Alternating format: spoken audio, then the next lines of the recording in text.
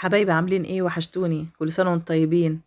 ربنا يعود علينا الأيام بخير يا رب وبصحة وبسعادة. النهاردة أواخر رمضان، وعيد سعيد عليكم وعلينا يا رب أجمعين. فكرت بقى النهاردة، قلت أعمل لكم ايه حاجة سهلة وسريعة كده نعملوها في العيد للولاد. قلت أعمل لكم همبرجر بيتي، حاجة كده نظيفة، لحمة مضمونة. نعمله في البيت مع بعض النهاردة، عشان طبعا الولاد كلهم بيبقوا أول يوم العيد كده عايزين يروحوا المطاعم ياكلوا همبرجر بقى والحاجات السريعة دي، فنعملها في البيت أفضل.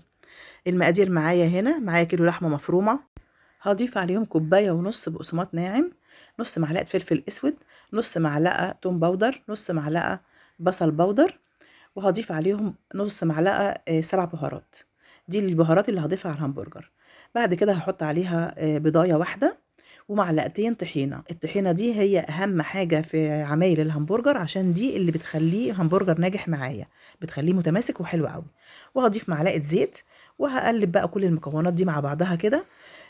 بس أهم حاجة إن أنا هاعجنها بإيدي بالشكل ده. أنا عايزة كل المكونات تتداخل مع بعضها وتندمج مع بعض، فلازم أعجنها بإيدي بالشكل ده. هاعجن فيها حوالي 10 دقايق، وهضيف بقى الملح بتاعها هحدقها، وبعد كده هاعجنها كويس قوي زي ما انت شايفة لغاية ما تتماسك جدا معايا. شوفي هي بقت عجينة متماسكة ازاي. هبدأ بقى أعملها كور على قد القطع اللي أنا عايزاها. هحضر بقى غطا برطمان عندي المقاس اللي انت عايزاه، كبير صغير زي ما انت عايزة.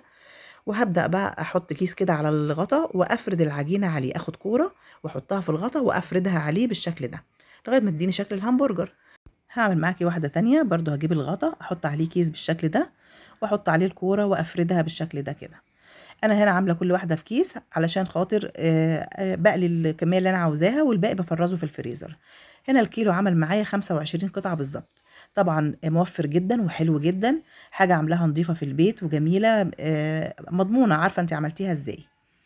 هبدأ بقى أهم حاجة خطوة هنا كمان، إن أنتِ هتحطيه في التلاجة حوالي نص ساعة يتشمع شوية قبل ما تقليه في الطاسة، لإنِك لو قلتيه على طول ممكن يفك منِك.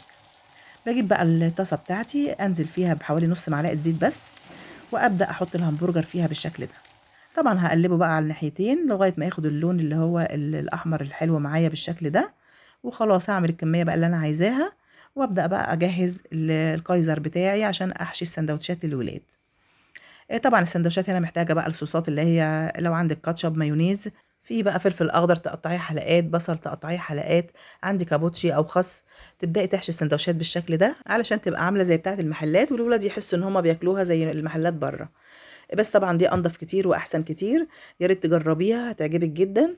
وده شكل الساندوتش النهائي معايا بعد ما عملته، حطيت فيه كل المكونات بتاعته، على حسب الرغبة برضه تحطّي الحاجات اللي أنتِ بتحبيها. وإن شاء الله الفيديو النهارده يعجبكم. كل سنة وأنتم طيبين يا حبايبي، وعيد سعيد عليكم. وإن شاء الله أشوفكم في فيديو جديد مع أكلة هنية، وما تنسونيش يا حبايبي بقى في اللايك والشير.